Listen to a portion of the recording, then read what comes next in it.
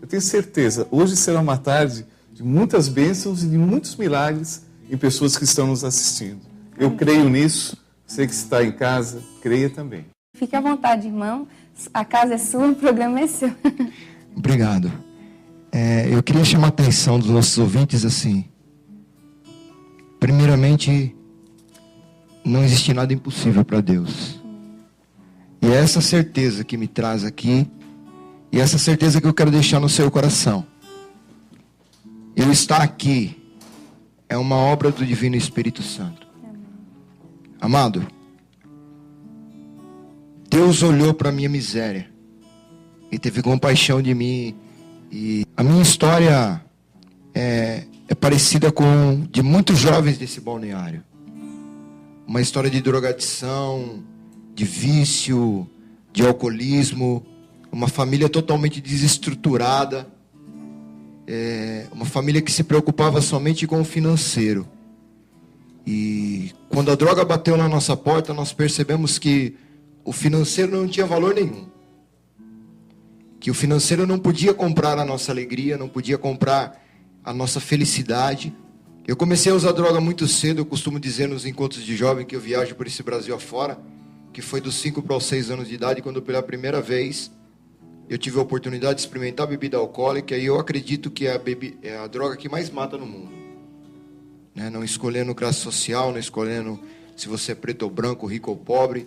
Ela tem entrado em nossos lares e destruído a nossa família, acabado com os nossos casamentos, destruído a nossa juventude, mandado os nossos jovens para a sarjeta, para as casas de recuperação, né?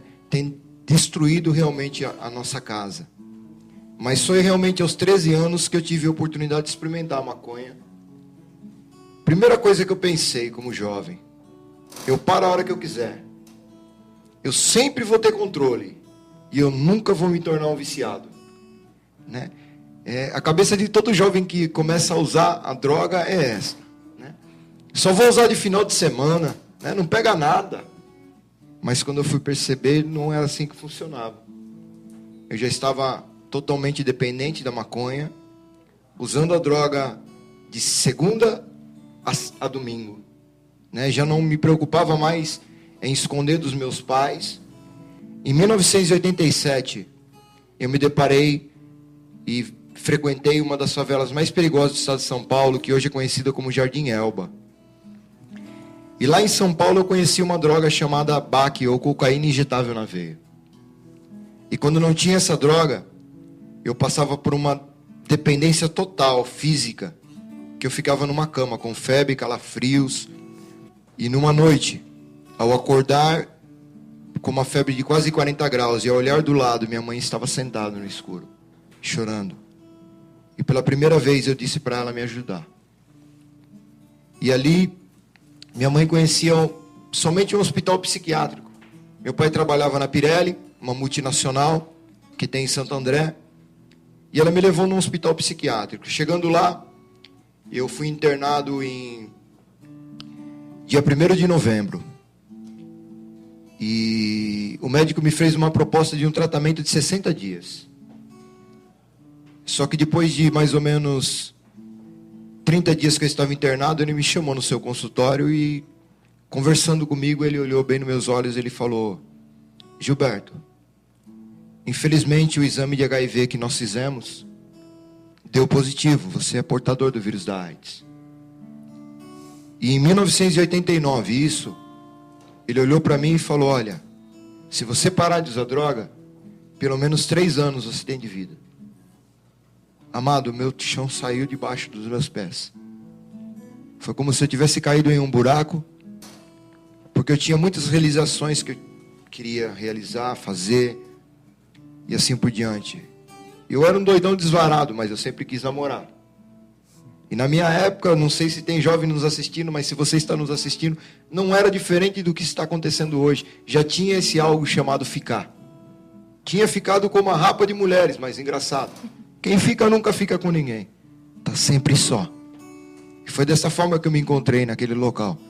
Sozinho. Sempre sonhei em ter filhos. E percebi que esse sonho, naquele instante, eu jamais ia poder realizar. Recebi uma grande cura também, amado. Meu pai sempre foi alcoólatra.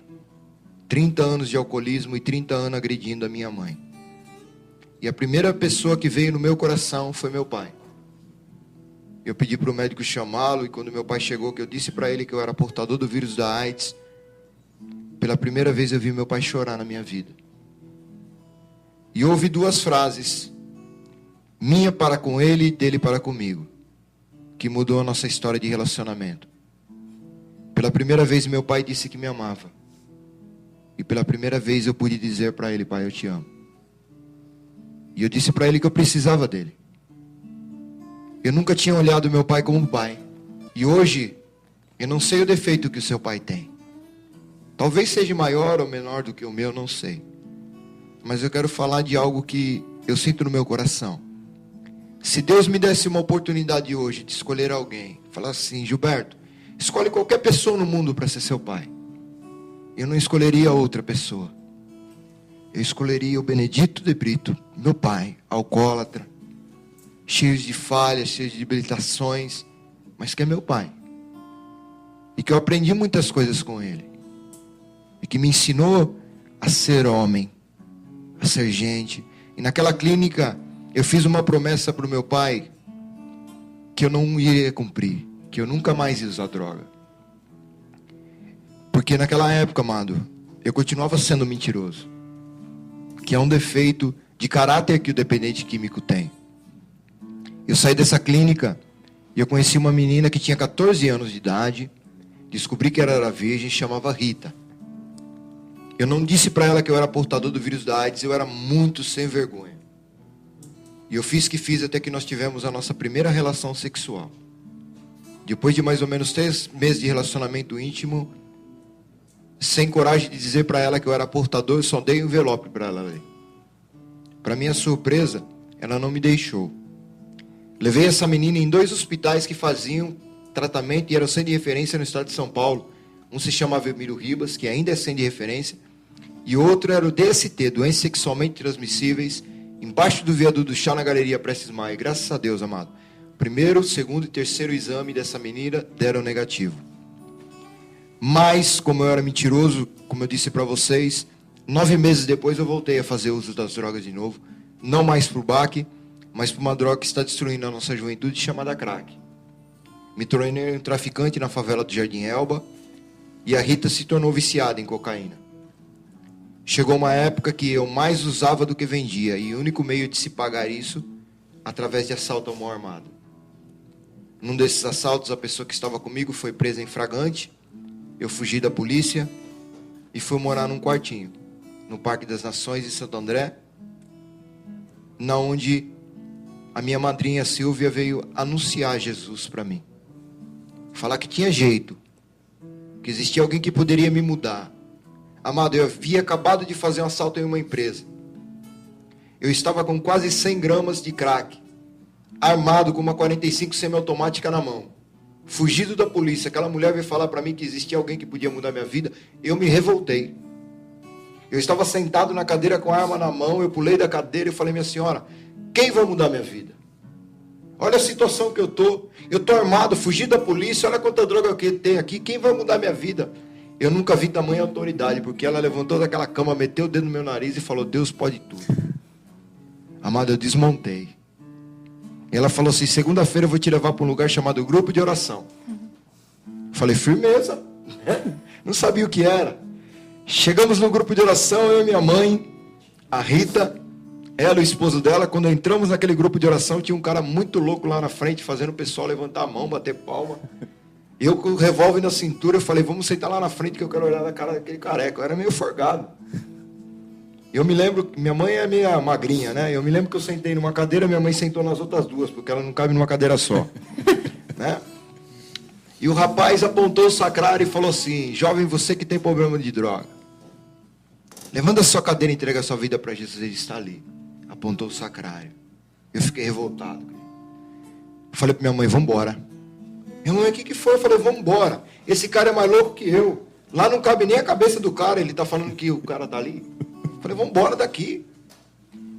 Minha mãe, como autoridade, eu costumo brincar assim, que ela passou o bracinho dela em volta do meu pescoço E ela nunca tinha falado isso para mim. Ela olhou bem nos meus olhos e falou, cala a boca. E o rapaz repetiu o convite. E quando eu fui ver, eu estava frente a frente com o Sakurai, dizendo, cara, se você está aí dentro mesmo, muda a minha vida. E aquele foi o último dia, graças a Deus, que eu usei droga. A Rita foi a primeira mulher a se levantar naquela comunidade. E ali nós começamos uma caminhada dura, difícil, de recuperação. 1 ano e meio se passou, descobri que Jesus estava vivo, ressuscitado, ressurreto, no sacrário de toda a igreja do Brasil e do mundo através da Eucaristia. Peguei a mão da nega, né? Levei debaixo do sacrário e falei, amor, quer casar comigo? E a mulher era mais louca que eu, porque ela disse sim. Mas o médico sempre dizia para mim, Gilberto, quando você tiver diarreia, vômito e febre, os 3 sintomas juntos provavelmente será a manifestação do HIV. Daí você vai ter pouco tempo. E quando a nossa casa estava toda pronta, eu tive esses sintomas. Eu tinha uma diarreia que não passava, uma febre que não abaixava, e todo medicamento e alimentação que entrava para dentro saía para fora. Eu só conseguia tomar banho porque a Rita me pegava no colo e me levava no banheiro, porque nem andar eu conseguia mais. Internado na Santa Casa, a visita era às 3 horas da tarde. Os médicos chamaram os meus pais e disseram para eles se prepararem para o pior, porque provavelmente eu sairia daquele hospital morto. E eu tive uma crise muito forte de choro um dia naquele hospital. E eu me lembro que havia um crucifixo na parede, olhando para Jesus, esperando às 3 horas da tarde para que minha família viesse me visitar. E naquele dia, às 3 horas da tarde, quando a minha porta do meu quarto se abriu, do hospital se abriu, não foram os meus pais que entraram, mas foi o meu Deus que veio me visitar. Algo que eu nunca esperei. Jesus parou do lado da minha cama, uma luz linda que eu nunca mais vi. E ele me disse assim, filho, você se lembra o dia que eu te tirei das drogas? E eu disse para ele, eu me lembro, Senhor. E eu vi a mão do meu Deus se estendendo e segurando a minha mão e dizendo para mim, confia em mim que eu vou te tirar desta cama também. Porque eu não sou um Deus que está morto, mas eu sou um Deus que está vivo e ressuscitado. E eu já sei por quê. 3 horas da tarde. A hora da misericórdia. Deus teve compaixão da minha alma. E veio me resgatar. 8 meses depois, eu recebo a mão da Rita em casamento. Foi um dos dias mais felizes da minha vida. Eu queria apresentar para os nossos ouvintes a minha esposa. Depois de 2 anos de casado e 4 anos de casado, aquilo que era impossível para os homens se tornou possível para Deus. Eu queria mostrar para vocês o grande presente que Deus me deu. Esses são os meus filhos. Esse que você está vendo é o Wesley Mateus. E o outro que passou anteriormente é o Richard Mateus. Por que Mateus? Mateus significa aquele que acreditou na promessa. E os meus filhos são uma promessa de Deus na minha vida. Então eles carregam o nome daquilo que um dia eu acreditei. Esses papéis que estão em minhas mãos, todos eles, vocês não têm a dimensão, mas são muitos. São todos exames de HIV. Eu e minha esposa, nós estamos juntos há 19 anos e há 15 anos que eu sou casado. A minha esposa até hoje ela não é portadora do vírus da AIDS. Eu tenho 2 exames de cada um dos meus filhos por orientação médica sem eu fiz. Os meus filhos também não são portadores. E eu tenho o meu primeiro exame que eu fiz dia 28 de novembro de 1989. E o último que eu fiz agora esse ano, pela graça de Deus, o Gilberto até hoje ele é um portador. A AIDS ela pode roubar muitas coisas de mim. E eu já queria ir encerrando nesse sentido. A AIDS pode roubar minha saúde. A AIDS pode roubar minha vida. Mas uma coisa que a AIDS não tem direito de roubar é a minha alegria de viver. Porque a minha alegria de viver nasce diretamente do coração de Deus. E lá a AIDS não tem acesso. E é por isso que vocês estão olhando para um homem vitorioso. Vivo. Mas vivo pelo Cristo que vive em mim. O meu Deus, tudo pode. Nada é impossível para Ele. Amém. Amém.